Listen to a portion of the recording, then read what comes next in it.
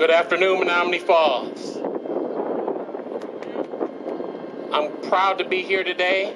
This is an important moment in our history, and it's about you, it's about your children, your grandchildren, and when they look back at the history books to see where you would stand on the side of history today.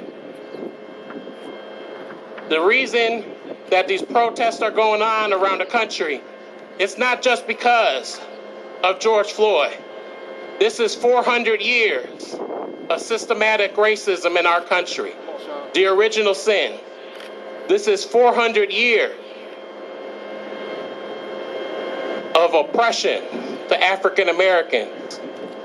When we started with slavery, then they told the slaves that they were free.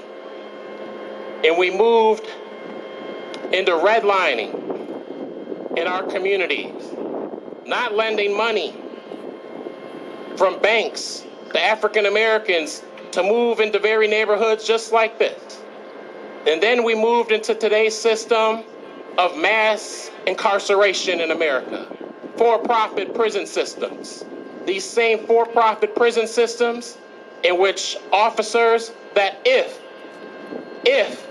they did get arrested and charged with killing of an unarmed African American, they may get less time than someone in the cell next to them for a nonviolent drug offense.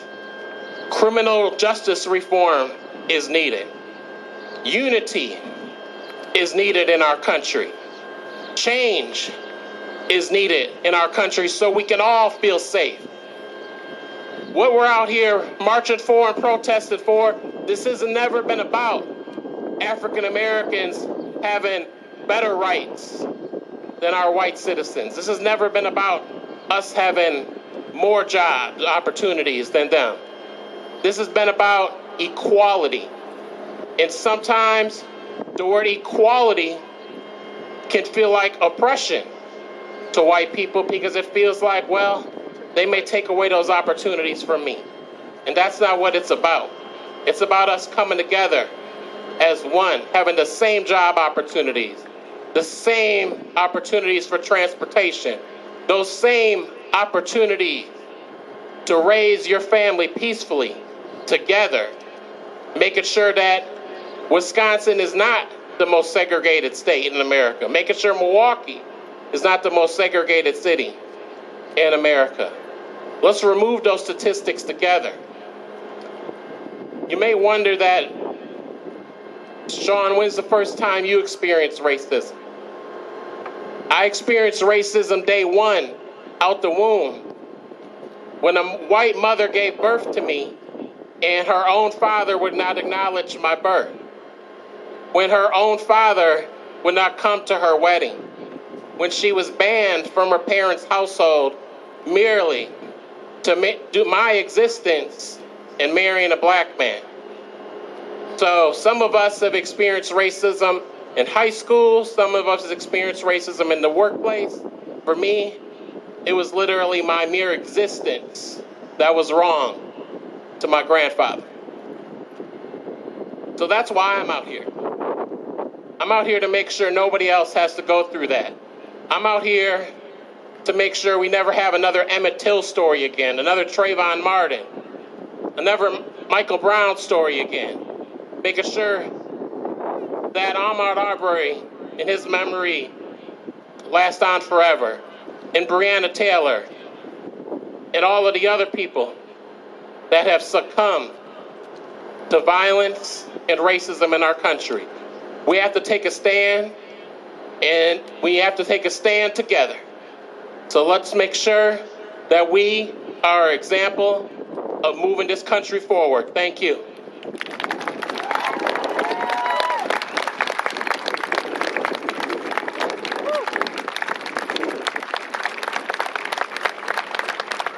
My name is Matthew LEHNER. I am the newly elected Student Council President at Hamilton High School. Today, I want to speak about a 6-letter word. It's a word we must demand. It's a word that we ask those in charge to take. That word is action. That kind of action that I'm talking about is not necessarily the action that we demand from those who represent us. I am talking about the action that you can take. Yes, you. I am talking about the action that you can take today. Now is not the time to rely on others to bring action for us. No, now it's our time, our chance, our responsibility to fix it. If you are white, like myself, you need to recognize your privilege. You must recognize that all of us have deep and long ingrained racial bias. You must continue to engage on social media. Spread truth, even if that truth is uncomfortable. Continue to speak out. Put forward the facts. Put forward the facts about just how much our black and brown brothers and sisters continue to be oppressed in the United States of America. Educate yourself on the facts. Learn about the facts of mass incarceration. Learn about the facts of systemic racism. Learn about the facts of police brutality. Join the movement. Sign up on blacklivesmatter.com and make sure that you receive mobile updates. Proudly sign your name to Black Lives Matter's petitions. Fight. Fight for racial justice and Martin Luther King's dream like your life depends on it, because someone else's life actually does. I get up every day and remember this quote by Martin Luther King Jr. Stand up for what is right, even if you stand alone. Please, never, ever, ever forget those words. Live by that motto. Every day, God gives you another day to fight for what is right.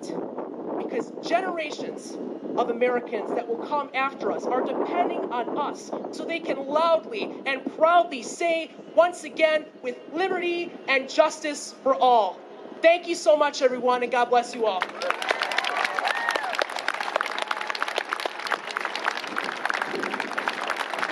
An 8th grader by the name of Isaiah TRICE, and we don't have him up here now, and I'm not sure if he's in the crowd, but he wanted to speak today. And he sent in his speech, and due to the crunch of time, there's a change of things, but we wanted to include him because we want all of you in the crowd to understand how important your voice is. Even no matter how old or young you are, hearing the stories and these experiences is what makes things like this happen, is where change occurs. So in the speech that Isaiah sent in, he talked about his experience as an 8th grader at North Middle School. And he talks about the racism that he encountered, the lack of diversity in addressing these issues. But Isaiah was a part of a board of students whose main objective was to address these comments. And the same thing happened at the high school. If anybody knows about the program, the district implemented a program so we could address the cultural flaws within the system. And so we just want to provide a little context, because I need people to understand that it starts within these walls, but when the racism and the ignorance that happens in these walls translates into the community, that's when we have rallies and hashtags of our black men and women being killed daily.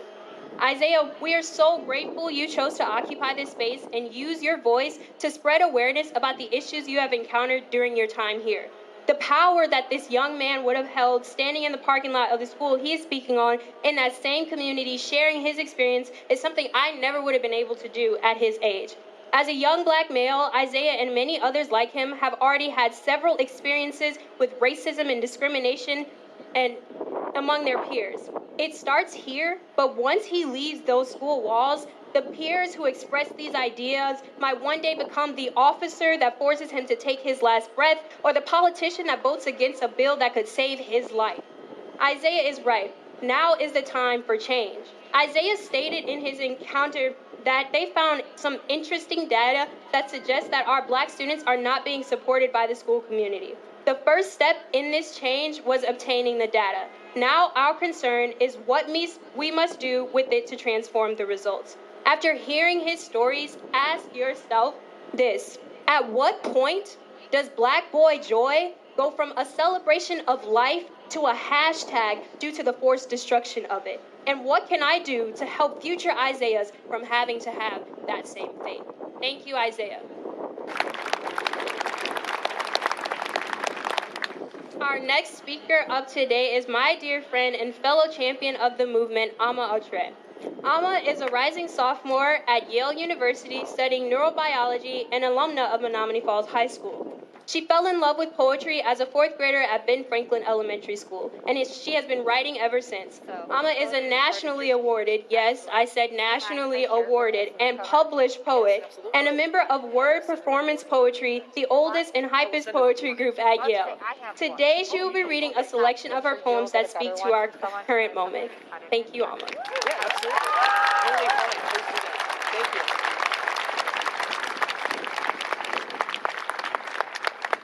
All right, so my favorite thing about performing poetry is getting a lot of vocal interaction from the crowd. So I'm hoping that everyone here is going to humor me today and participate.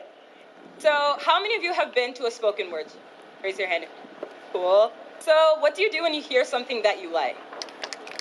Right. Okay, so what do you do when you hear something that resonates so deeply you can't help but let everyone in the audience know how you feel about it? Woo!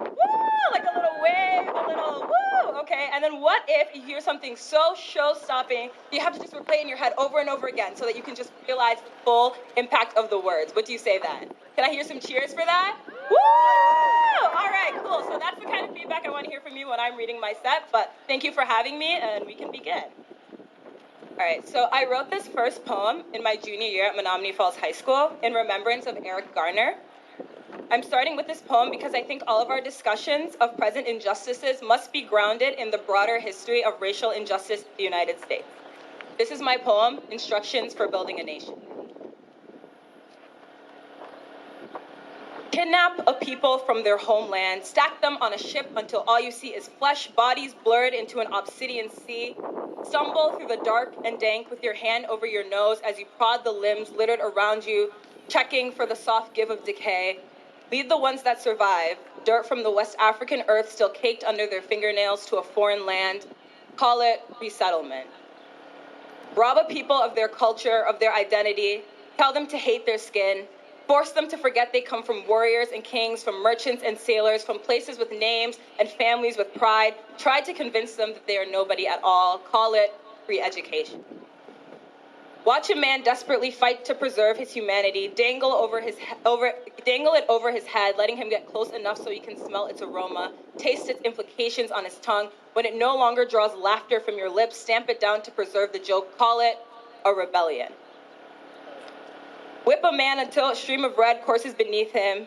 Tear skin away like you're stripping a leather hide. Hoist this man on a rope by his raw neck. Let his children watch him suffer. Call it a reminder.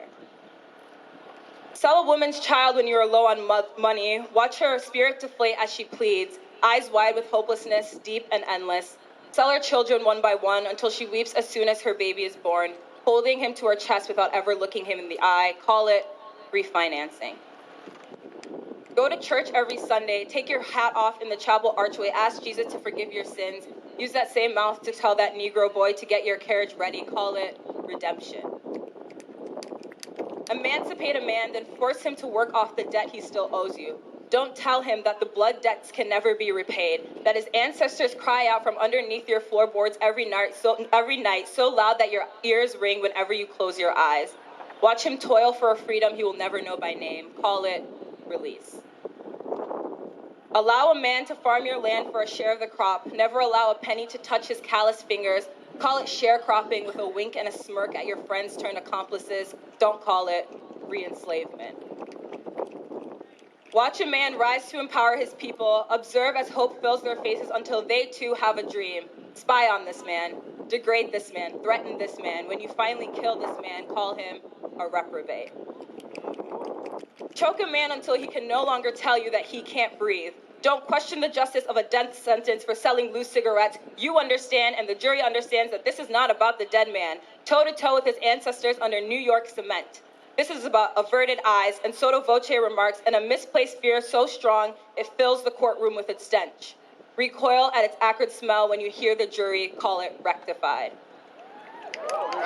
Talk about this history in words that crisscross like mismatched whip marks on a smooth expanse of skin. Trip over the traps you create. Fill the gaps in your speech with clay fortified by black gold. Pretend not to see it shine. Tiptoe around your words as if the destruction of bodies can be described with anything other than brute force. Teach this delicate, evasive art to the students in your schools. Let history fade into shadow and smoke. Call it rewritten.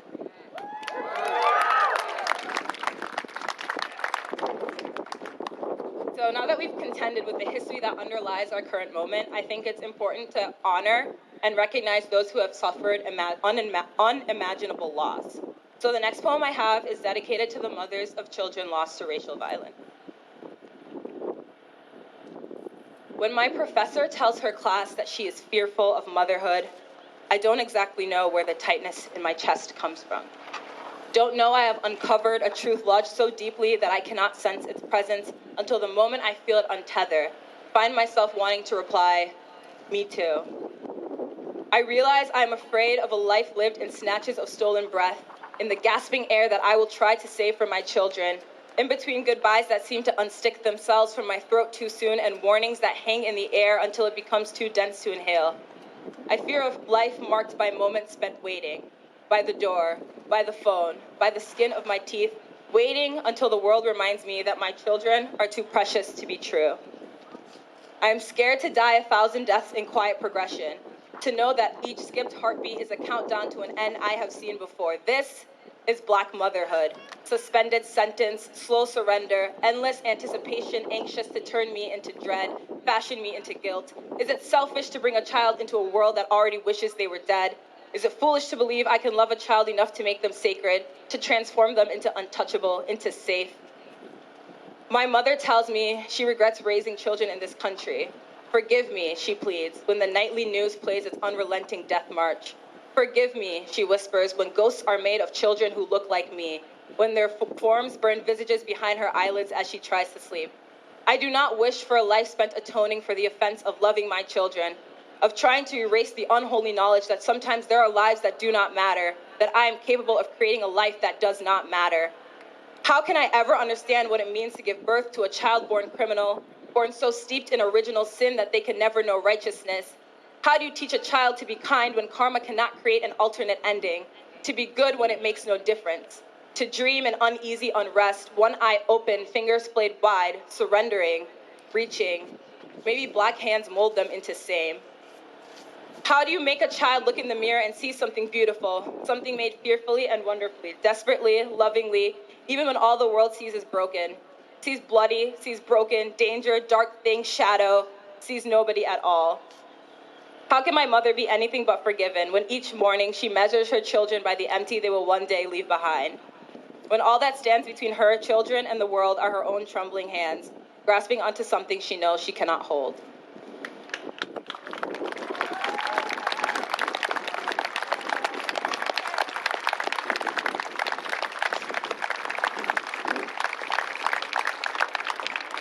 Lastly, I would like us all to look towards the future.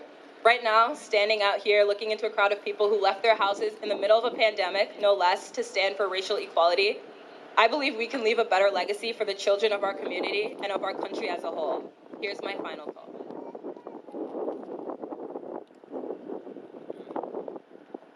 In my dreams, I stroll past justice on crowded city streets. She is not ethereal, but worldly and worn, huddled mass on well-trodden street corner that most do not notice. But when she speaks to me, her voice reminds me of the voice of God, which is to say she makes me feel small. Justice can only speak in absolutes. She seems to know nothing of the nuances of man, seems to forget the fragility of this world, the way we are stitched together in an uneasy patchwork dangerously close to splitting at the seams. She speaks as if she has never dipped a toe into the Atlantic and felt the chill of Black spirits, unanchored, unbound, running over her skin, never traced the topography left behind by the way this country has tried to unmake its people, turned them into dust before they were dead, left them gasping on weeping soil, as if she has never witnessed the way we are still being unmade. She seems to know nothing of the bodies of men left lying in the streets for hour after excruciating hour, the way humanity seems to peel back from dark skin in an instant, the way this reality shrouds our nation in arresting anxiety, in helpless prayers, in lingering goodbyes. I wonder, does justice know that some of us can't sleep? That all of our nightmares end with our fathers lying in the street, with our mothers lying in the street, with ourselves lying in the street? Does justice know that my mother fidgets fearful lines into my brother's skin before he leaves for school? that she can only exhale when she hears him shout greetings from the front door. Of course, Justice is evasive in her answers, quick to speak about processes and procedures, slower to say what is to be done right now. In that moment, I realized that America cannot afford to wait for justice to open her eyes. But I know that we are armed with history and hope. Our past is fortified with hard-won victory and painful defeat, with poetry, with music, with unbreakable soul. We are angry, and yet we love. We are downtrodden, and yet we hope. We are weary, and yet we rise. There is incredible power in the way we still dream, in the way we continue our traverse to the mountaintop. I pray we never lose sight of the promised land. Thank you.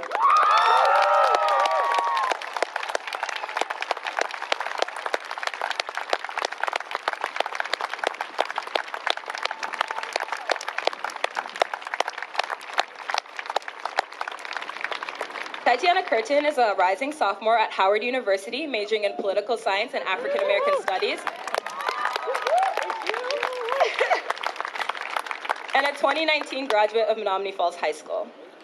After entering into the Falls School District when she was 11, Tytiana's encounters with racism and discrimination on behalf of those in her community became increasingly frequent and unsettling.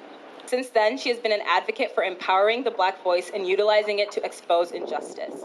Today, she will share her experiences with the trauma of Black existence in American society in hopes of spreading awareness of the true impact of the Black Lives Matter movement and that we can have and have had in the Black community. So join me in welcoming.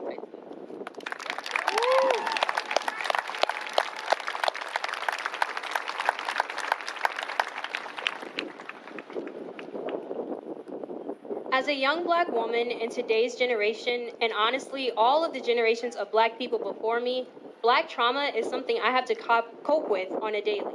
When I say trauma, I don't mean something had to happen to me for me to experience it. When I say trauma, I am acknowledging the pain that comes with simply existing as a Black person across the globe.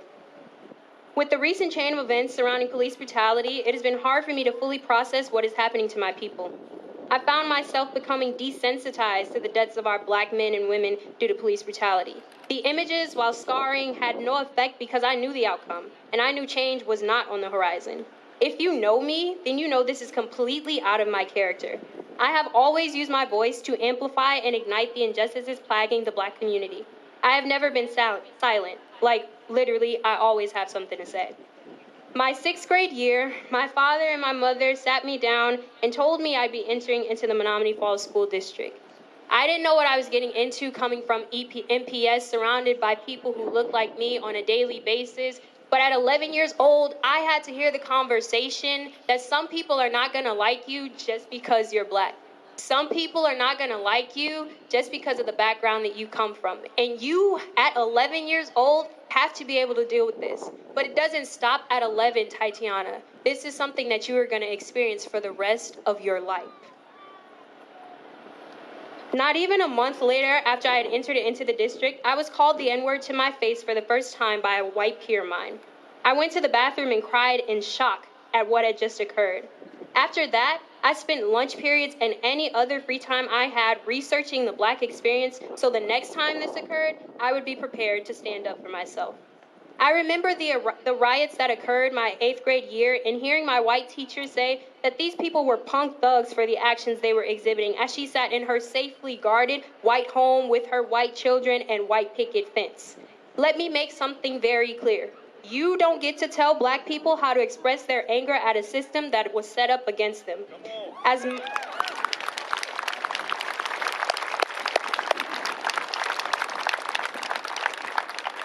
As much as I respect a difference of opinion, when that difference is a literal difference between life and death for me, respect goes out the door because ignorance has now entered the chat. But this time, like the first time in 6th grade, I could not find the words to express what I was feeling because I did not know what I was feeling, if I was feeling anything at all. It wasn't until I saw the impact of the protests occurring not just in America, but across the globe, that I was finally able to process my emotions. What I was feeling was anger. Anger at the fact that yet again, my people were dying and all that I could see were people arguing with the simple fact that Black lives matter. I know most of you here agree with that statement, or at least I hope you do, because if not, I'm gonna be real honest with you. This is not the place for you, and your assistance is not needed in resisting a resistance.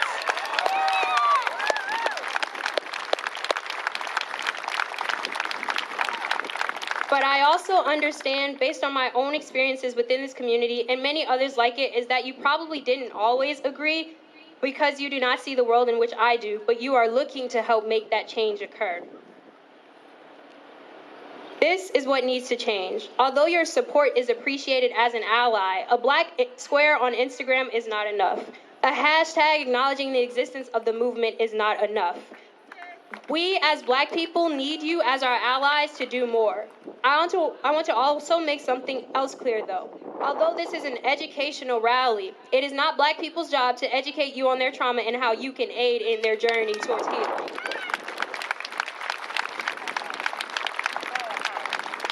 The resources are there. They are everywhere. In the same way I had to spend time looking up and reading books on the history of my people because it wasn't taught in the school walls, is the same thing you should be doing in your free time. If you want to see progress, if you want to see true change, this rally is not where it ends. Do more, learn more, be better, because all lives cannot matter until black lives do. Thank you.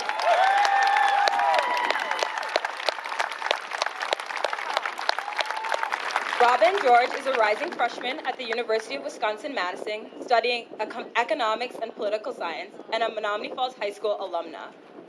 After moving to the Menomonee Falls School District at age 13, Robyn noticed the racial disparities in and outside of the classroom and began to use her platform to create change.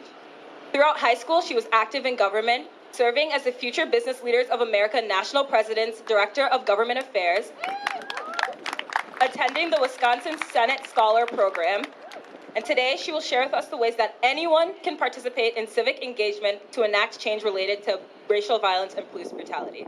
Welcome, Robyn.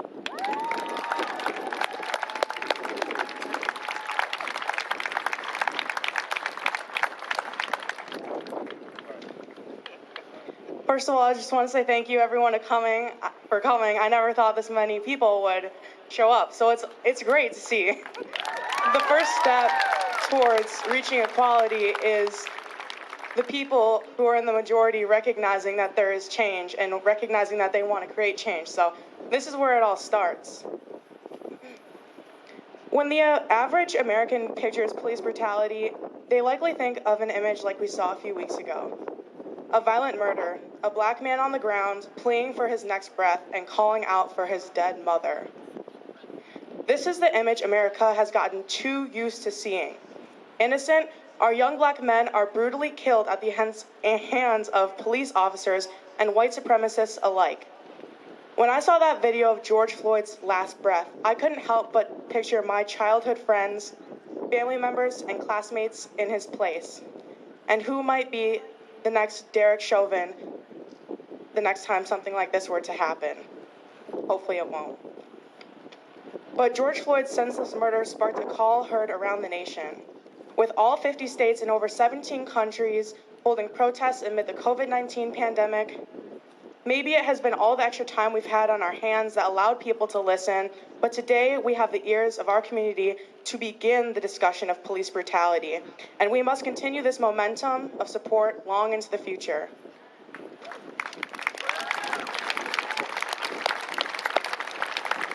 That average American might think that police brutality begins the moment a person of color is shoved on the ground, the moment that they were shot or brutally beaten. But sadly, this is only the beginning of our conversation. I'll define police brutality as this: the corrupt monopolization of power and resources by law enforcement to damage or wound people of color in their communities. Police brutality begins with the over-policing of black neighborhoods. Perhaps if the officer involved in George Floyd's death were using their time to equally patrol all neighborhoods, they wouldn't have been called to arrest a man for forgery who would later be found innocent. Police brutality begins the moment people of color are denied their Miranda rights, or the moment that an officer covers his badge number and turns off his body camera to cover his tracks. It begins when an officer is recruited to the police force and finds herself mindlessly joining the blue wall of silence. And it's manifested by the ongoing systematic oppression that continually hurts Black neighborhoods, the school-to-prison pipeline, the fatherless children families, the food deserts, and many, many more. It is clear where police brutality and violence against Black people begins, but today we search for where and how it ends.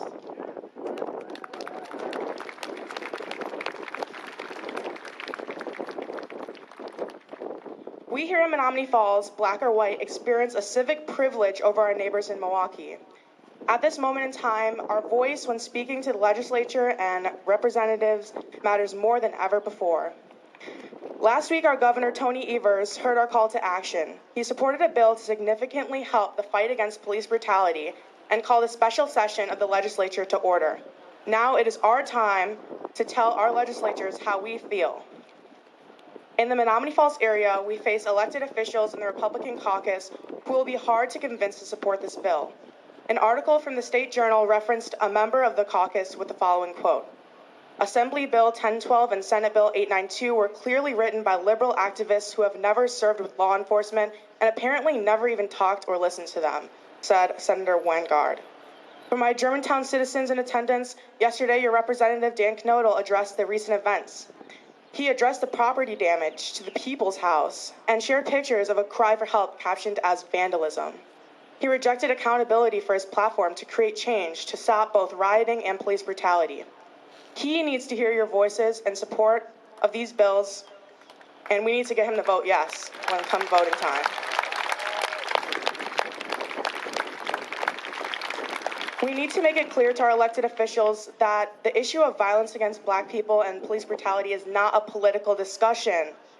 This is not an opportunity for pork barrel negotiations or 24-hour sessions. This is a humanitarian issue.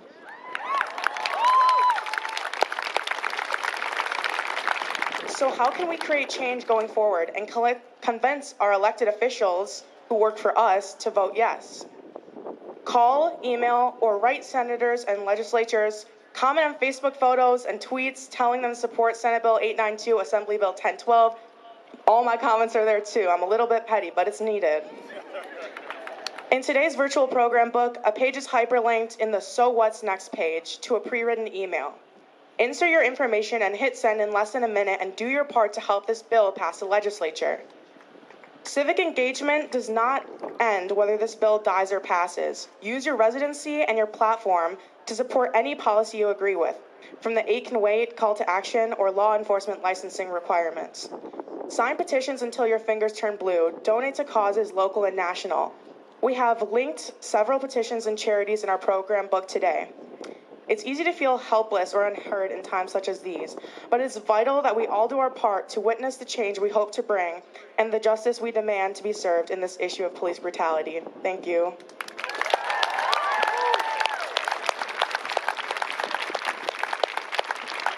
Jamaal works for the City of Milwaukee Office of Violence Prevention and focuses on policy change that addresses violence in all forms, including systems and structures. A community activist and member of the NAACP, Jamaal consistently works with urban youth to empower a new generation of leaders taking action. Please welcome Jamaal Smith.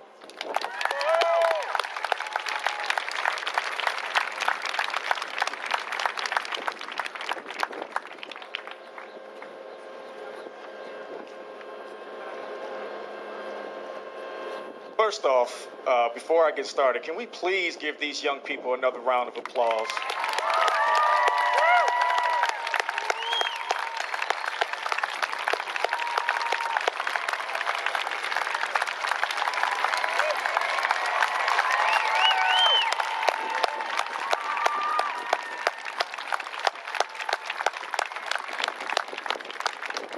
I don't think many of us understand what it takes to stand on this platform and really speak truth to power, especially as a young person.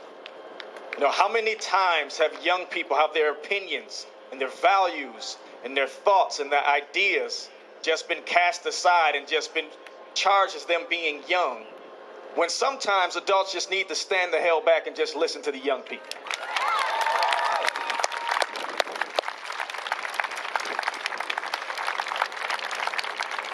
Honestly, I don't know what the hell I'm doing up here after that.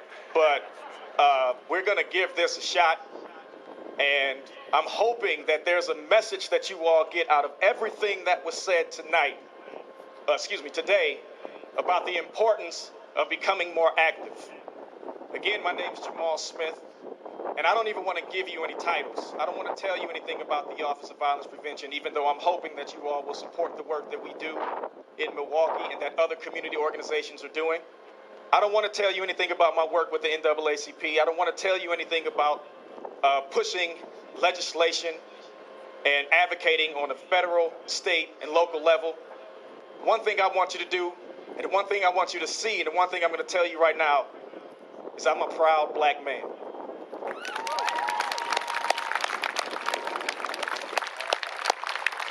So for those who may know me, some of you do not, I tend to really say things that need to be said in situations where it may not feel as comfortable, where it may not be as palatable to your feelings. But let me get you to understand something.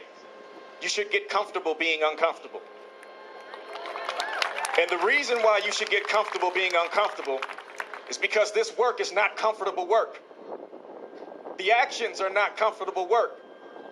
Lobbying and advocating for the rights of people who have been disenfranchised and marginalized and have been withered away is not comfortable work. Bishop Desmond Tutu said, if you are silent, if you are neutral in situations of injustice, you've already chosen the side of the oppressor. So we're not here just so we can give you an opportunity to put up a sign. Young people have already said, these lovely ladies have already said, if this is the space where you want to just put up a hashtag or put up a black mark on the social media, then you might as well get in your car and go home. Because the things that we're talking about doing and the changes that we're talking about making may require sometimes for you to make sacrifices that you didn't think that you would have to make. But at the same time, if we truly care about equality and justice and freedom and equity, which are supposed to be the founding principles of this country, then that means you should be willing to fight it for every person that is residing in this country.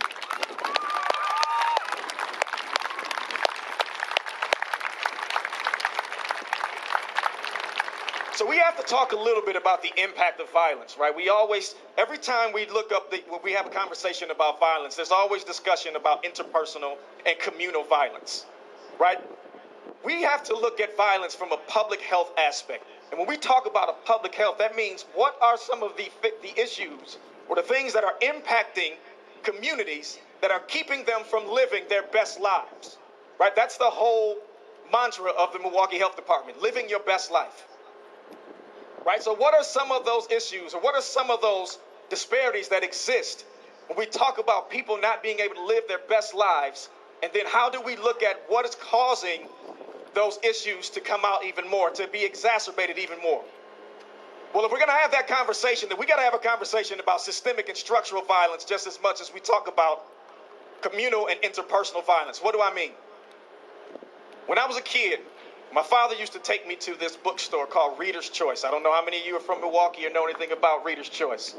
But Reader's Choice was right on Martin Luther King Drive. And we used to read all the time. He would teach me about the Student Nonviolent Coordinating Committee with Kwame Ture, or known as Stokely Carmichael. He changed his name to Kwame Ture. He taught me about the Southern Christian Leadership Conference. He taught me about people like Fannie Lou Hamer and Ella Baker. Right? He taught me about Shirley Chisholm. All of those who were prominent within the civil rights movement in fighting for change. But he would also teach me about the ways in which black and brown folks, but particularly black folks, would still be acknowledged as 3/5 even in the 20th century. So when I would go to school and I would hear, this started for me in middle school, when I would hear the national anthem, it would have me feel a little bit different than what everybody else may have been thinking and taking pride in the national anthem. The last line of that says, land of the free and home of the brave, right? I started to think that the last line should have been land of the free only if you look like me. And I can imagine that Francis Scott Key would probably think that's probably what he wanted to say, especially since he wrote that last stanza celebrating slavery, but we won't even talk about that.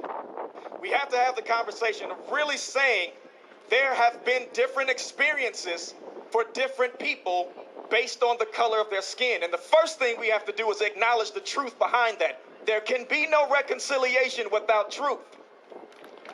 We cannot talk about change if we're not willing to have the conversation that acknowledges the problem. Isn't that the first step to rehabilitation? Acknowledging there's a problem? We have to acknowledge that there's a problem before we start talking about authentic transformative change. So I would go through these messages, and I'm matriculated. I went through MPS, and I went to an historically black college university. I graduated from Alabama State University. I'm not going to even tell you the first college I went to because that was a horrible experience, and I don't want to share that. But I graduated from Alabama State University, and I had the chance to stand on the Edmund Pettus Bridge. Now, for those of you who have no idea what the Edmund Pettus Bridge is and the significance of it, the Edmund Pettus Bridge is where protesters fighting for voting rights and civil rights were slaughtered by law enforcement and by police, sheriffs, and residents of the area just because they were trying to vote. They only wanted their voices to be heard and to be represented to the magnitude that they deserve. They fundamentally deserve. We didn't ask for anything. We didn't ask for a handout. We only wanted what was fundamentally ours, and they were slaughtered for it. So I had a chance to stand on this bridge, and you can still feel the heaviness from this bridge and feeling all of the spirits of those who lost their lives that day. And I made it an obligation to ensure that any moment, any waking moment that I had, I would speak against racial injustice. So my challenge to you, I have 3 challenges for you. 3 challenges, and I'm really hoping that you all are hearing this. Okay, because again, when you leave these grounds, the objective is not for you to pat yourself on the back and say, yeah, I held up a sign and I participated in just a social justice movement. We're asking that you drive off of this lot, you move away from this school and become more of an advocator. Start advocating more. Start lobbying more. Start pushing more for social justice change.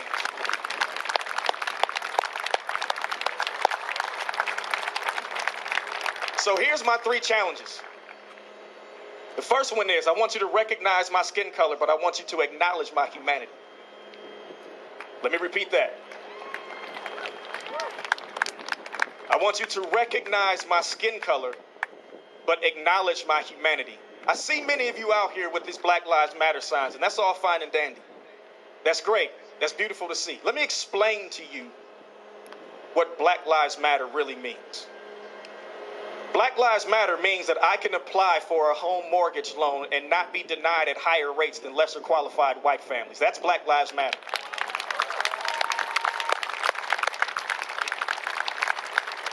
Black Lives Matter means that I don't have to have a conversation with my 12-year-old son or call it the talk. And I'm not talking about the sex talk, but the talk about ways in which you communicate with police, because I have to keep in mind that Tamir Rice was 12 years old when he was gunned down by a police officer.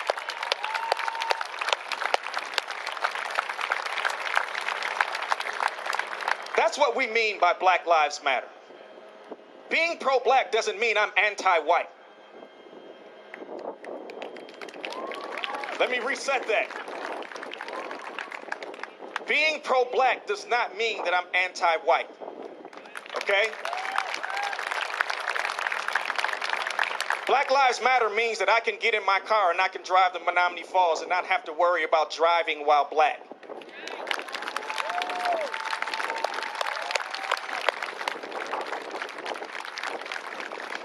Do you all know that the ACLU did a report that was produced in 2017, and from 2010 to 2016, there were 250,000 unsubstantiated traffic stops in Milwaukee.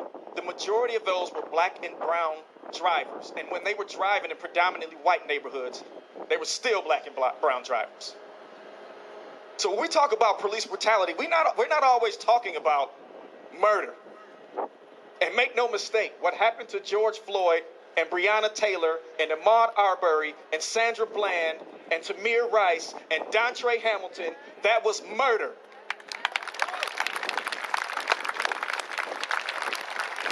But we're not just talking about murder. We're talking about brutality. We're talking about harassment. We're talking about stop and frisk. We're talking about illegal cavity searches. That is what brutality looks like as well.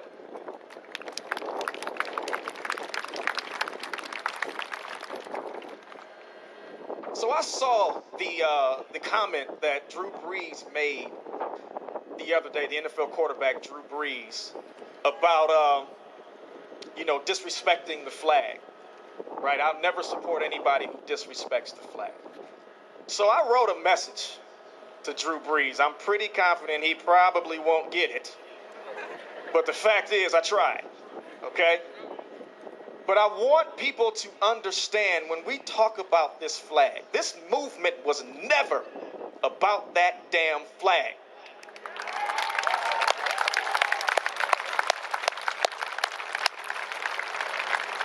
And if you want to be technical, there's nobody who could be identified with more patriotism than black folks. I mean, let's just go through history, right? We can start with slave labor and the fact that my ancestors, and I'm a descendant of the diaspora, that my ancestors came over here and on the blood and sweat and tears in their backs, this country was built.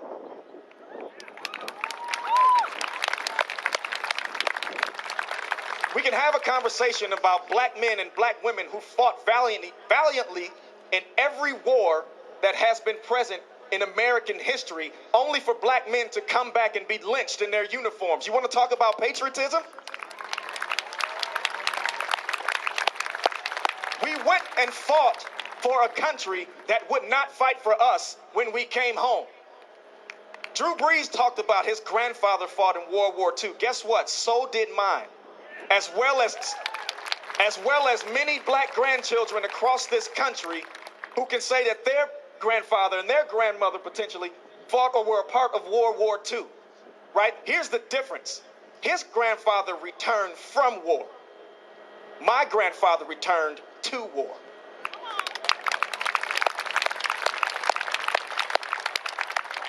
So my grandfather left the war and came back to another, but we still want to have a conversation about patriotism. Right? Black women have been constantly raped, and yet were constantly raped during the chattel slavery period by white men, but then still expected to service white women and their white children. But you want to talk about patriotism. Black children were sent to dilapidated buildings and were given a watered-down education that didn't tell them about their culture or didn't give them the cultural experience that they deserved after being given permission to read. But we want to talk about patriotism and the flag.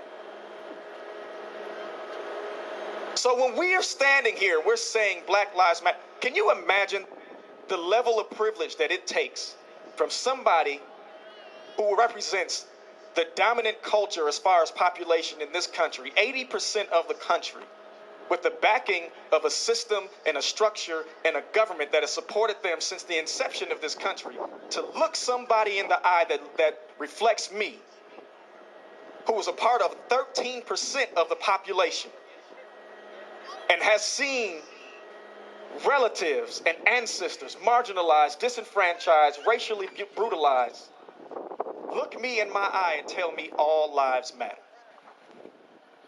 Do you imagine the level of privilege it takes to tell somebody like me that? But to the point of these young people, we never said that all lives didn't matter. We're only saying prove it by showing us that Black lives matter.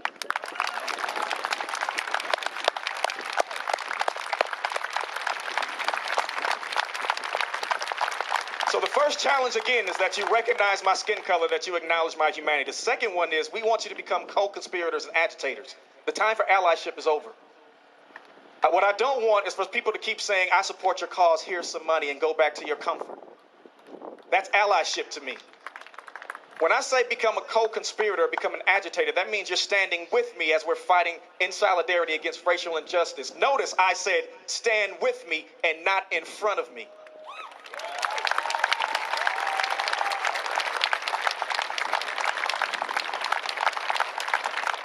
But if we're going to be brutally honest, radical change cannot happen with thoughts and prayers. Radical transformative change cannot happen with thoughts and prayers. So what we need is, instead of you saying that we're giving our thoughts and prayers and our best wishes to you, we're instead asking you to say Black Lives Matter and then prove it by going to your representatives and fighting for equitable opportunities for all in every neighborhood across this country.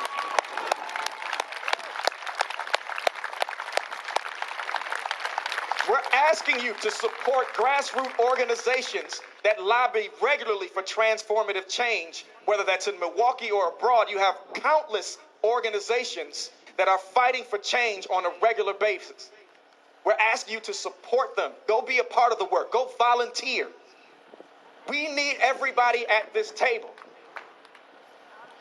Right? We're asking also, again, that when you're standing with those organizations or standing with those populations, that you don't try and come in with the white savior complex. Because trust me, we know what to do.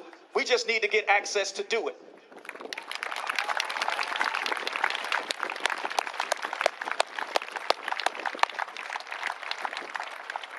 The last part, the last challenge.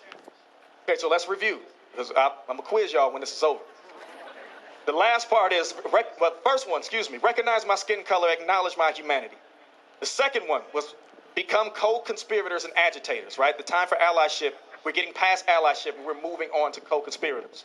The last one is challenge your family and peers who support racial injustice through language and action. Now that might be uncomfortable for many of you.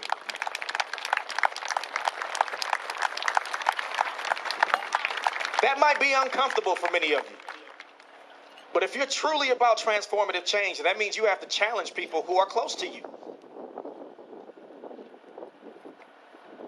If we keep talking about, oh, that's just Uncle Joe.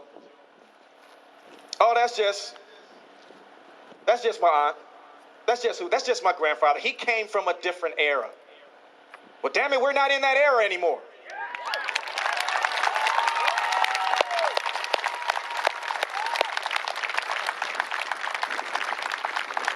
So we're asking for, when we're telling you to challenge those ideologies, we're asking that you break those misconceptions and those narratives that justify actions leading to the injustice within our communities. Let's just take, for example, let's just talk about this because I know that this is a really popular topic, this black on black crime thing. Okay, let's have this conversation, right? Because obviously this is something that shouldn't have to be discussed, but it is being discussed given the fact that it's being used as a deterrent against the Black Lives Matter movement. First off, let me explain something to you. We do care about the violence that happens in our communities. But the second thing to that is we know why the violence happens within our communities. And when you're denying the fundamental rights for somebody to live, food, shelter, health care, education, you're breeding an indignation that leads to anger, frustration, which then goes to violence and crime. So now if you want to deal with the issues that's perpetuating communal and interpersonal violence, then you need to address systemic and structural violence through systemic and structural racism and say we're going to change that to end the violence that we see across this country.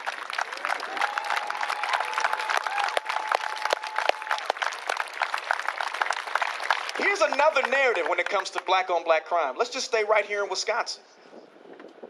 The majority of gun-related deaths in this state are based off of suicides. Suicides are mostly occurring in predominantly white neighborhoods. But the conversation about gun-related deaths are always centered around homicides within our community.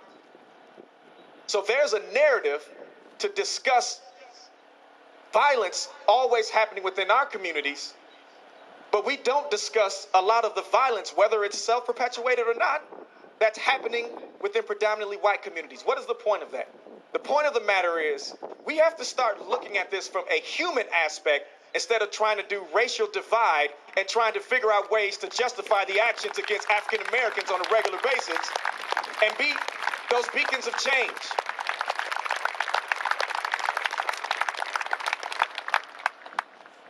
So I'm challenging you all within those three areas, right? Recognize my color, but acknowledge my humanity. Become co-conspirators and agitators. And finally, challenge those that are around you that elevate and exacerbate racial injustice. Right? There are areas that you can speak on racial injustice that we can't go. Let's just be honest. Right? I used to get frustrated when I learned about Tim Wise, Jane Elliott, Robyn DiAngelo, Peggy McIntosh. When I learned about these anti-racist authors and motivational speakers, I would get so frustrated because they would say what people of color, especially black folks, have been saying for generations. Then I had to understand it. They can say the message on Black Lives Matter in spaces where black lives clearly don't matter. So instead of getting that angry, realizing that this is going to take a collaborative approach to address the complexity of structural and systemic racism. So my challenge again, make sure you're speaking up and being vocal about the impact of racial injustice. You want to tell me that Black Lives Matter? Prove it. You want to tell me that silence is violence? Speak up. You want to tell me that you care about the lives of all citizens in this world? Stand next to us and show those who are perpetuating that violence that we won't tolerate this anymore.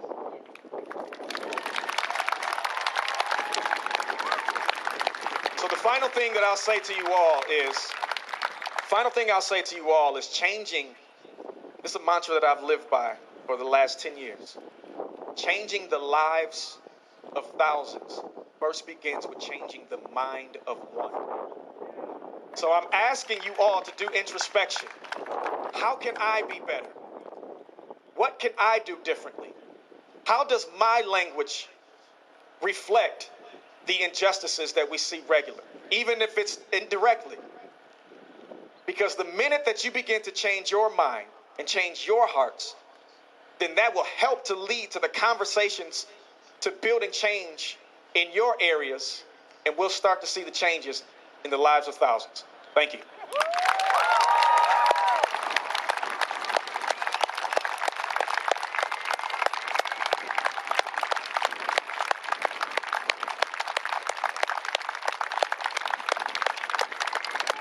As I reminded everyone and spoke on a little bit before, there was a young man named Isaiah Trice who submitted a speech that he wanted to give, and he is here with us now, and he has a few words to say, so I ask that we respect his time and allow him the opportunity.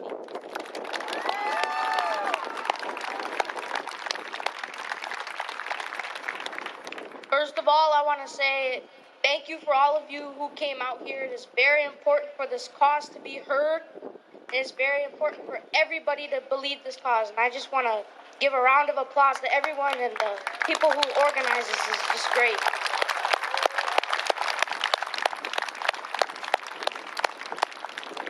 I also want to say that there needs to be change.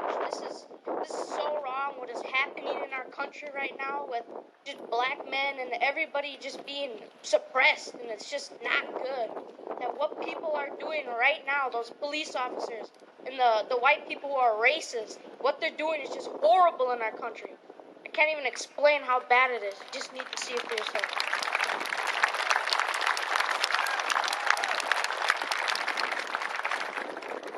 And I wanted to end by saying that I'm thankful for everybody who let me do the diversity survey at the school here. And it just opened my eyes to how bad that black people and mixed people were being suppressed at our schools, and that it needs to be changed, and it needs to be changed now.